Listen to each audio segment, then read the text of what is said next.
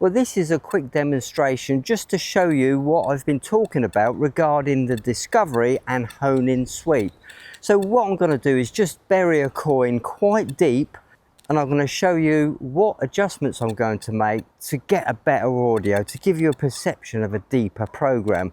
And this is where the theory about patio tests comes from, the hone-in sweep. So let's get this coin buried, and hopefully I can demonstrate why the discovery sweep is more important than the hone-in sweep. So I'm going to bury this coin quite deep. I think that's going to be a reasonable depth to demonstrate the hone-in sweep. So there you go. So coin going in. Just for argument's sake, let's put everything back in there.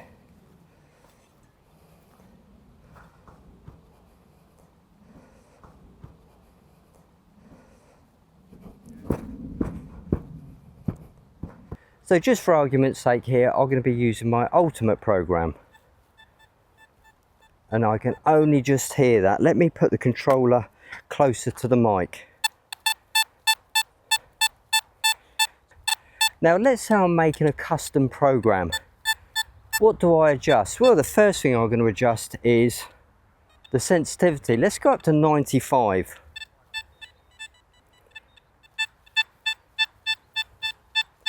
That's better. Let's go even more.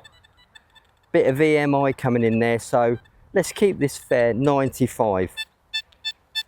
Okay, 31.3 kilohertz. Let's leave that. Reactivity's 3. Let's drop it down. 2.5, that sounds great. 2 sounds even better.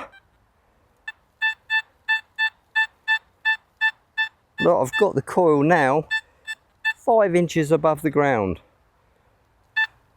That's 0, reactivity 0. So I've now made a custom program which is probably 5 inches deeper than my ultimate program. Audio response 4. Now let's go up to 7.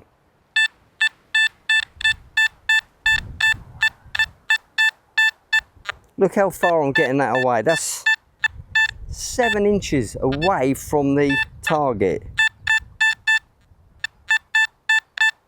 Perhaps a little bit too high. Let's drop it down to 5, 6. That's better. Can you hear how 7 made it very clippy, very square?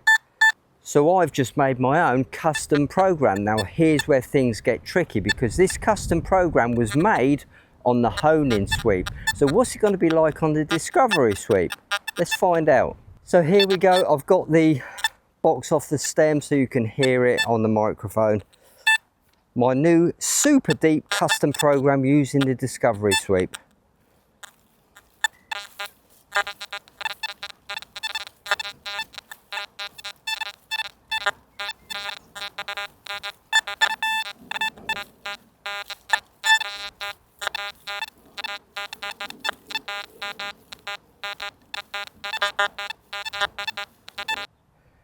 Well, I don't know about you, but that was an absolute nightmare. So you can imagine what would happen if we were on a busy medieval or Roman site.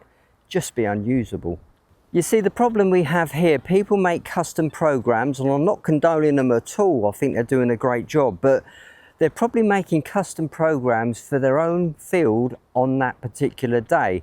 And there's a very good chance that these custom programs won't work on your field. So you've got to be prepared to make the necessary adjustments. So that's why patio tests, static tests, hone-in sweep tests aren't the best way to get the most out of your detector. So just be aware of that. They're a bit of entertainment. They can give you some valuable information regarding tones and things like that. But when it comes to depth and performance, I don't think they're a good representation. Let's go on to the standard ultimate program now and see what that one sounds like. So here we go, the standard ultimate program.